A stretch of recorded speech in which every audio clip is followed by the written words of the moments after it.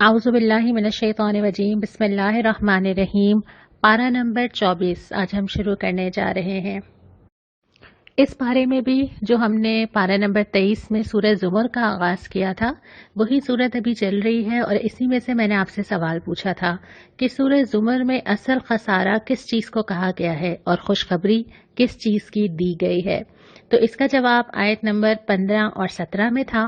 خسارہ یہ کہا گیا ہے کہ انسان قیامت کے دن اپنے آپ کو اور اپنی اولاد کو گھاٹے میں ڈال لے، یعنی دنیا میں وہ جو جمع کر کے آیا ہے کوئی پوچھ ہی نہیں رہا اس سے، مطلب بینک بیلنس کیا تھا، گھر کیسا بنایا تھا، ڈیکوریٹ کیسا کیا تھا، بچوں نے کہاں سے پڑھا تھا، یونیورسٹیز کون سی تھی، نہیں۔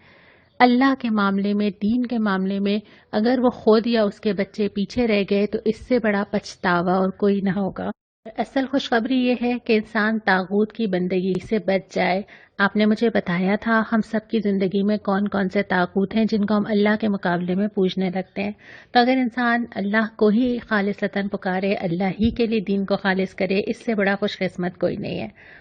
اب ہم پارہ نمبر 24 میں آ جاتے ہیں۔ شروع ہوتا ہے ایک سوال کے ساتھ، بہت ہی پیارا سوال۔ کیا اللہ اپنے بندے کے لیے کافی نہیں ہے؟ اتنی ساری چیزیں اللہ تعالیٰ نے گنوا دیں، تمہیں دے دیں، تم سے محبت کرتا ہے، تمہارے ساتھ رحمت کا تعلق ہے، تمہارا اپنے اوپر حق سمجھتا ہے، ابھی بھی تیار ہے، آ جاؤ، پلٹ آؤ، جو چاہو دے سکتا ہے، حالات بدل سکتا ہے، پریشانیاں دور کر سکتا ہے، بیماری دور کر سکتا ہے۔ کیا وہ ایک کافی نہیں ہے کہ انسان اس کی عبادت کرے خالصتاً؟ کیا یہ بہت مشکل کام ہے؟ یہ اللہ تعالیٰ کا سوال ہے۔ اور پھر اس کے بعد فرمایا کہ بھروسہ، جو اہل ایمان ہے نا وہ تو اللہ پہ ہی بھروسہ کرتے ہیں ان سارے معاملات میں۔ اس کے بعد پھر مثال دی گئی ہے کہ جیسے اللہ تمہاری روح قبض کرے گا تو کیا روزانہ اللہ نہیں کرتا؟ کیسے ہم نیند کی حالت میں جانتے ہیں، کیسے ہم بالکل سٹل ہو جاتے ہیں، اور پھر کیسے ہم اٹھ کے دوبارہ کھڑے ہو جاتے ہیں۔ یہ روح کا لینا اور روح کا واپس ڈالنا یہ تو اللہ تعالیٰ روز دکھا رہا ہے ہمیں۔ اور اس کے بعد بھی فرمایا کہ دیکھو اللہ تعالیٰ کا اختیار ہے ان ساری چیزوں پہ جنہیں تم دوسرے لوگوں سے مانگتے ہو، اللہ کے ساتھ دوسرے شریک بنا لیتے ہو، دوسرے لوگوں کے سامنے ہاتھ پھیلاتے ہو، وہ اللہ دے سکتا ہے، اللہ شفاعت کر سکتا ہے، اللہ تمہارے گناہ معاف کر سکتا ہے، اللہ آخرت کے تمام اور دنیا کے بھی تمہارے تمام فیصلے کر سکتا ہے، اور رزق دینا تو ہے ہی اللہ کے ہاتھ میں۔ تو وہ ساری چیزیں جس کے لیے انسان کبھی ادھر دیکھتا ہے اور کبھی ادھر دیکھتا ہے، ایک اللہ رب العالمین اس کی یہ ساری چیزیں پوری کر سکتا ہے۔ پھر بہت پیار سے پکارا ہے، اے میرے بندوں، میرے کا لفظ استعمال کیا ہے کہ ہو تو اللہ کے نا، وہ محبت جو والدین کو اولاد کے ساتھ ہوتی ہے، جتنی ہی نافرمان ہو جائے آخر میں وہ کہیں سے نکل کے آ جاتی ہے نا، جتنا غصہ ہو، جتنی تکلیف ہو، پھر وہ آ جاتی ہے میرا بچہ۔ اللہ تعالیٰ فرماتا ہے اے میرے بندوں، کیا کیا کرو؟ اللہ کی رحمت سے مایوس نہ ہو۔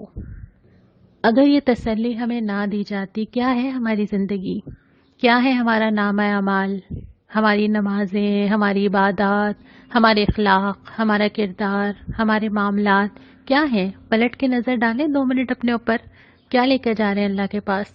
یہ اللہ تعالیٰ کی کتنی بڑی رحمت اور محبت ہے کہ اللہ تعالیٰ فرماتا ہے کہ مایوس نہ ہو، کسی لمحے مایوس نہ ہو، پلٹ آؤ، رک جاؤ، واپس آ جاؤ اپنے رب کی طرف۔ چاہے زندگی جتنی بھی گزر گئی ہے نا، اب اللہ جانے ہم سب کی زندگیاں کتنی باقی ہیں، کتنی ہو گئیں، کتنا موقع آگے نیکی کرنے کا ملے گا کہ نہیں ملے گا، لیکن اس وقت آج پلٹ آؤ اپنے رب کی طرف، مطیع ہو جاؤ، مان لو اللہ تعالیٰ کی اطاعت اختیار کرو، اللہ تعالیٰ کی کتاب کی پیروی کرو، جو اللہ تعالیٰ نے لکھ کے دے دیا نا جنت کی طرف آنے کا راستہ، اس کو پکڑ لو، اللہ تمہارے سارے گناہ معاف کر دے گا۔ اس کے بعد فرمایا کہ اللہ کی قدر کرو جیسا کہ قدر کرنے کا حق ہے۔ قیامت کے دن کا پورا نقشہ کھینچا گیا، کیا ہوگا، لوگ جمع ہوں گے، حق کے ساتھ، انصاف کے ساتھ پورا پورا بدلہ چکا دیا جائے گا، کفار کو، مشرکین کو، اللہ سے باغی لوگوں کو بھی بدلہ مل جائے گا اور مومنین کو بھی مل جائے گا، اور وہ بہت خوش ہوں گے۔ اور اللہ تعالیٰ نے جو جملہ ان کا کوٹ کیا نا کہ وہ کہیں گے شکر ہے اس خدا کا جس نے یہ وعدہ سچ کر دکھایا۔ اس کے بعد سورہ مومن جو کہ مکی صورت ہے اس کا آغاز ہوتا ہے اور پھر فوراً ہی ہمارا پارہ 24 کا دوسرا ربع شروع ہو جاتا ہے۔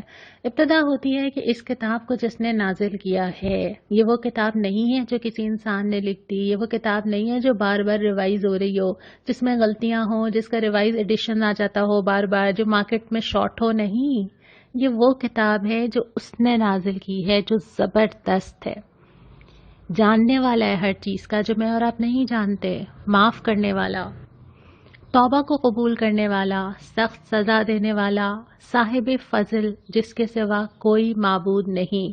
یعنی کوئی یہ عام کتاب نہیں ہے، بلکہ یہ اس اللہ رب العالمین کی کتاب ہے جو ہر چیز کا احاطہ رکھتا ہے۔ پھر فرمایا کہ دیکھو دنیا کی یہ جو چلت پھرت ہے نا، جو تمہیں نظر آتے ہیں بہت شاندار چیزیں، شاندار لوگ، شاندار عمارتیں، یہ تمہیں کسی دھوکے میں نہ ڈالیں۔ یہ تمام چیزیں صرف دنیا کی زندگی کی آرائش ہیں، اور جس دن اللہ تعالیٰ اس کو لپیٹنا چاہے گا لپیٹ لے گا۔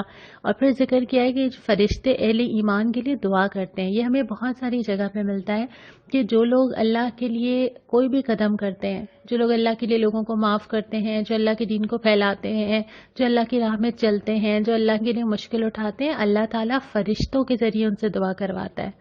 اللہ تعالیٰ فرشتوں کے ذریعے دوسرے لوگوں کے دل میں ان کی عزت ڈالتا ہے، اور اللہ تعالیٰ وہاں ان کا ذکر کرتا ہے جو دنیا کے لوگوں سے بہت بہتر ہیں۔ اس کے بعد فرمایا کہ قیامت کے دن سب کو جمع کر کے لے آیا جائے گا، سارے گروہ آ جائیں گے، کھڑے ہوں گے، پوچھا جائے گا اب بتاؤ آج بادشاہی کس کی ہے؟ اللہ واحد قہار کی۔ پھر ذکر کیا ہے کہ یہ جو کتنے سارے قصے ہیں، یہ جو قومیں گزری ہیں، کیا ان لوگوں نے کبھی غور نہیں کیا؟ کیا یہ واقعی انسان کے لیے مقام عبرت نہیں ہے کہ وہ دیکھے کہ کیسے کیسے لوگ آئے اور چلے گئے؟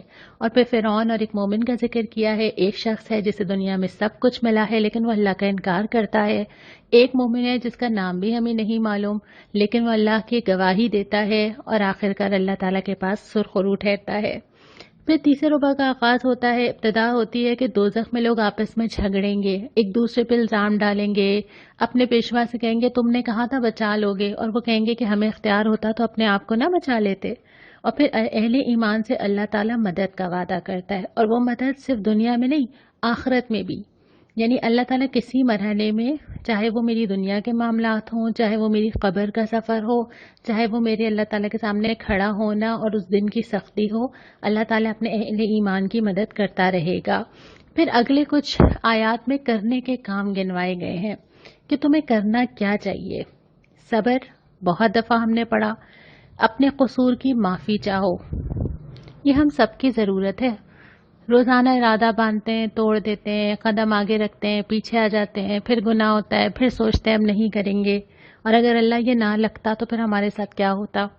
پھر یہ کہ صبح شام اپنے رب کی حمد اور تسبیح کرو، اللہ کی پناہ مانگو۔ اللہ کی پناہ مانگنا بہت ضروری ہے کیونکہ جس دور میں ہم ہیں صبح شام فتنے ہیں، پھر ہمارے ساتھ شیطان بھی ہے، پھر ہمارے ساتھ ہمارا اپنا نفس بھی ہے، پھر اور بہت سارے لوگ بھی ہیں جو گمراہ کرتے ہیں، پھر دنیا کی مشغولیات بھی ہیں۔ تو اللہ تعالیٰ سے مانگا جائے کہ اللہ مجھے اپنی حفاظت میں لے لیجئے۔ اس کے بعد فرمایا کہ تم مجھے پکارو نا، میں تمہاری دعائیں قبول کروں گا۔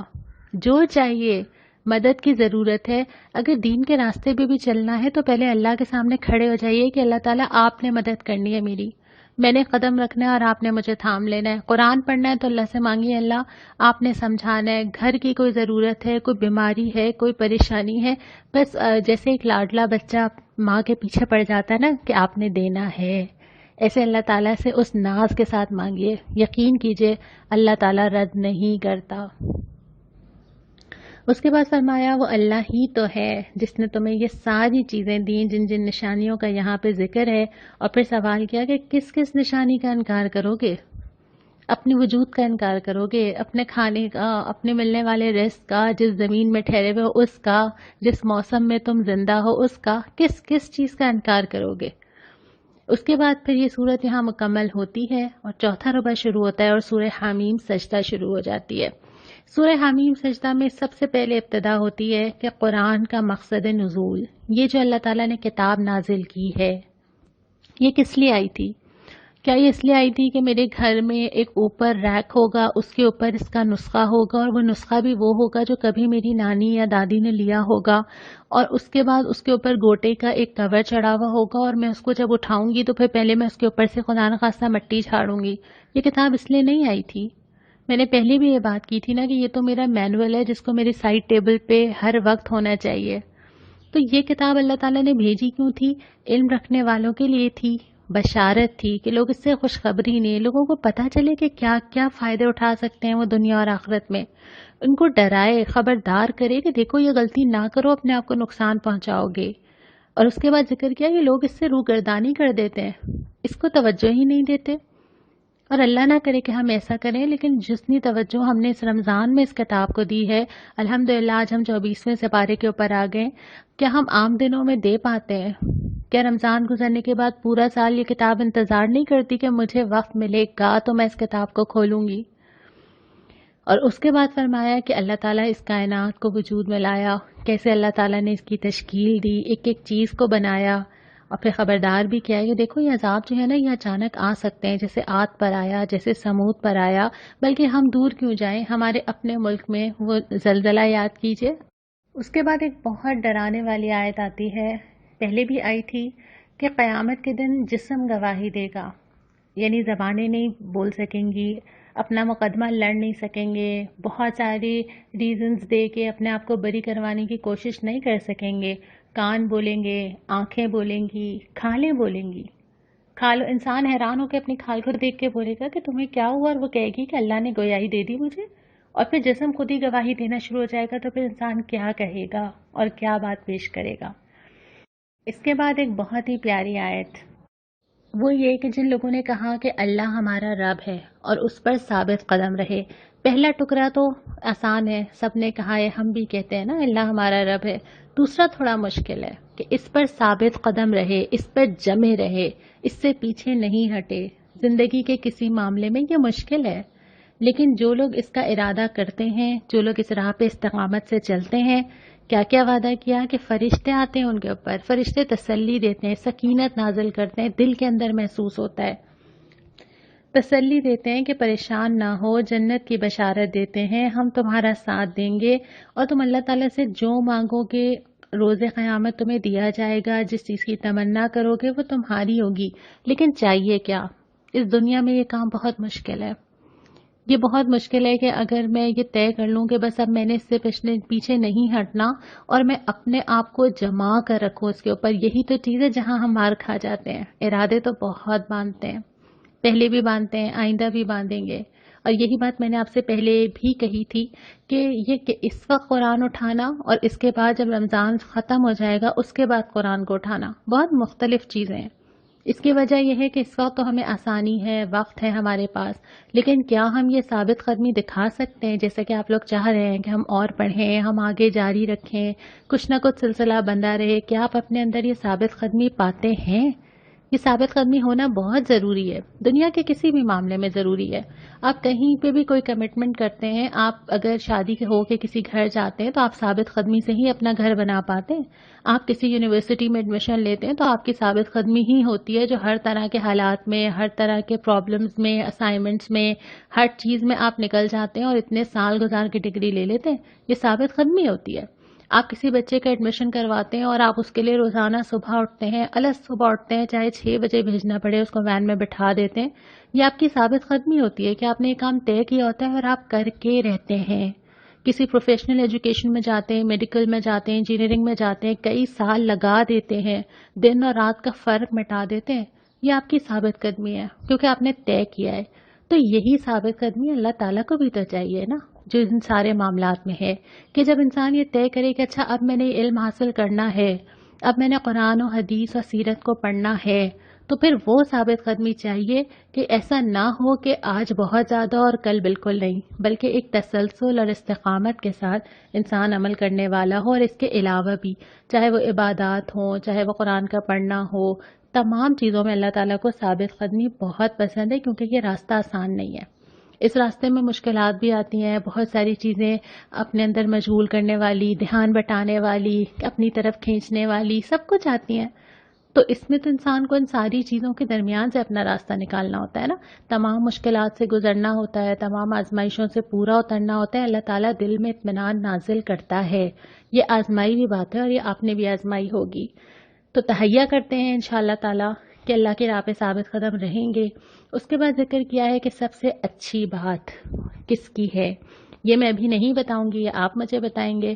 اور پھر فرمایا کہ دیکھو بدی کو نیکی سے رفع کر دو۔ دنیا میں یہ نہیں ہو سکتا کہ بدی نہ ہو نا، ہم کیوں ایکسپیکٹ کریں کہ سب لوگ بہت اچھے ہوں، یہ تو ہو ہی نہیں سکتا۔